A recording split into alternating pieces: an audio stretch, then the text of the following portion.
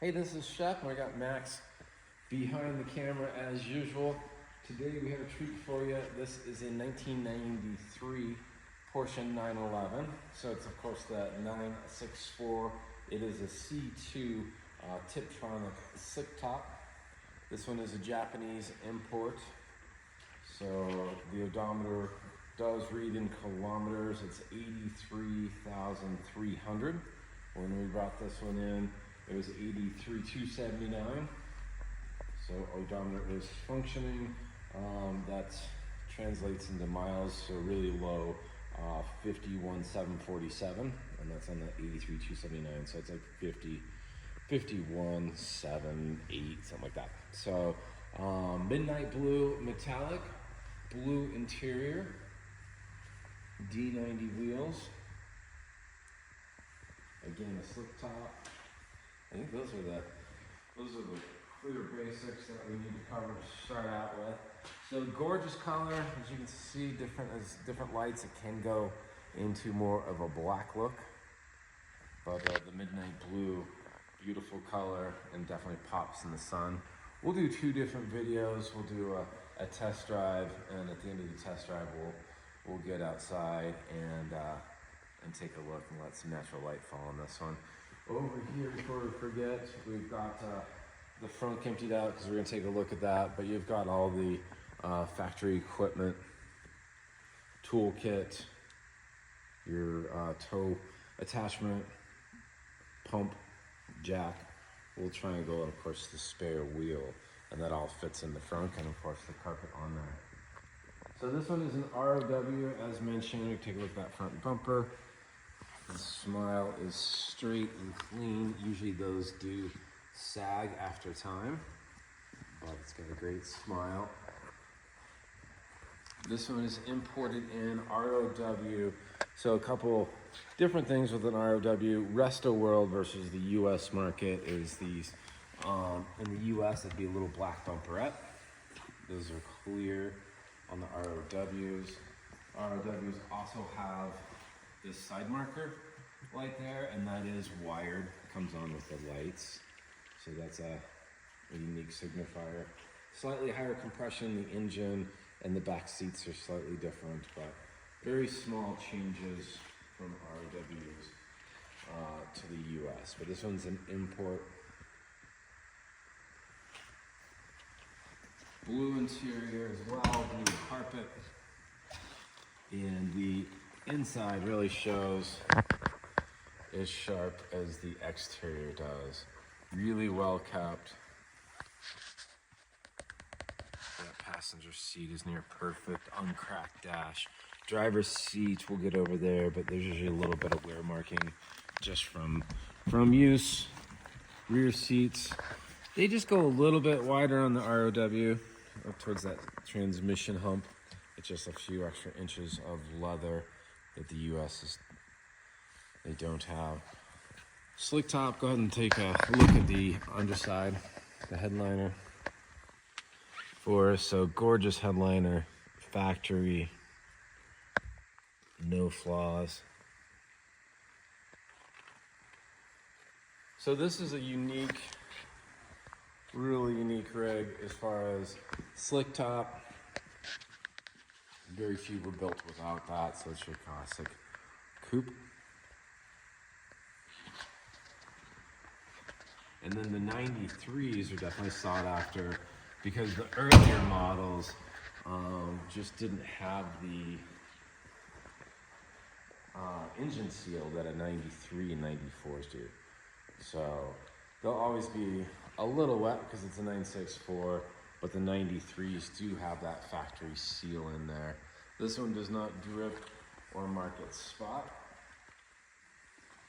It is the C2, which is rear-wheel drive. Beautiful light bar and turn signals back here, so no cracking or signs of age on that. And then it is the Tiptronic, which if you want a manual, you want a manual.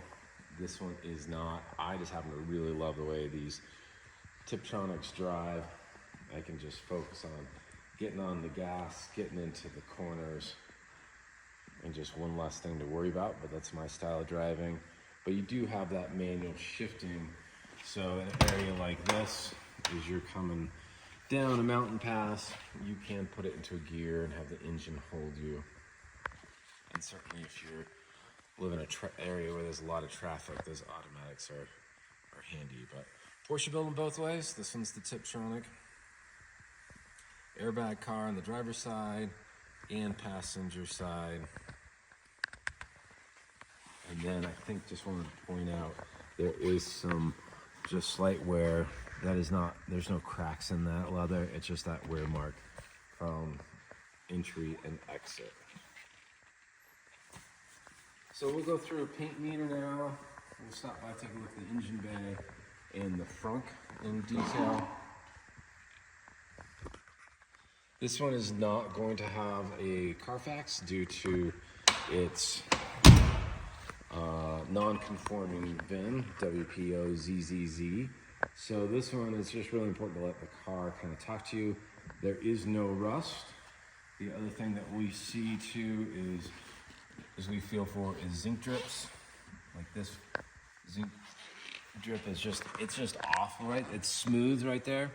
And that smoothness, it should be rough, lets you know that there has been some repair.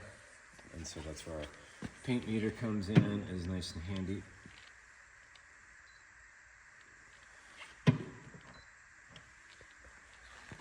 So 759. Factory would be 4.5 and under, so 7. So no heavy Bondo, even though there's a little tap there. 7, 8. So in my opinion, anything under 10 is just respray. Anything above those levels kind of lets you know there's some other material there. So 655, front fender. 714, 54. Let's see right there, Max. I'll open up the front. So we'll do the hood, but I want to show you the inside. This is another great place to look for any sort of collision damage. Carfaxes really can't be trusted either, really, but this one without one. So when I look for areas like that. That's just a factory smear, just beautiful metal. There's no heavy drilling. Seeing some holes on the front frame rail usually means it's old stereo equipment. This one has neither of that, all factory. And you look at that front floor, you could do a top down on that, Max. Zero rust. It's not bent or damaged. This little triangle here is something that if you've got a car that's been in an accident, that can usually show a lot of funk to it. That's just factory and factory correct. Smear marks on the back. There's your VIN on the flange. Driver's side. Again, you've got that midnight blue metallic. Factory paint code sticker. And the driver's side frame rail looks gorgeous as well. No option codes underneath that hood. A lot of the US cars have them, and it's a mixed bag on the ROWs, whether those maintain that or not.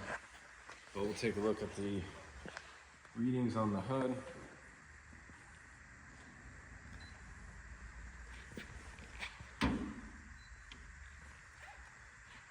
Nine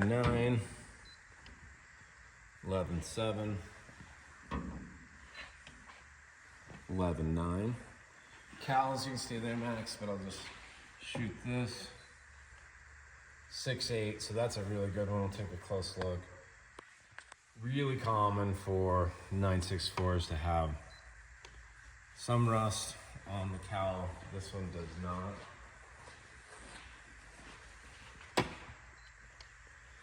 5.8, so good low numbers.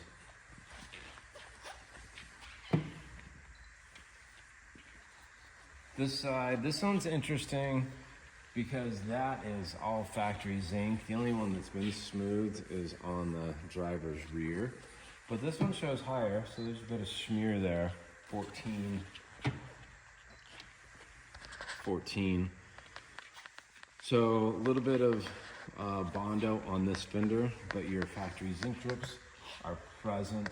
Factory clips, bolts are there, and we just looked at the front. So there's some sort of tap there, but that's definitely an original fender, and that damage is not extensive. But that's the paint meter. Paint meter can tell stories that our eyes cannot. So really clean, consistent all the way through. 7.6 and one on the engine deck lid. 10. Oops, I think I just turned it off. We're gonna take a look at that cowl. Just do a close up on that.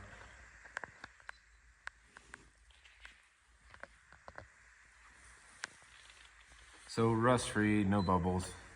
And then we can go back to doing this. I turned off the paint meter max. But engine deck, 8. This one was reading a little high, 10. And on the far side, back to 9. So gorgeous car, stay right there, Max. Take a look at the front. Or the engine gear right now.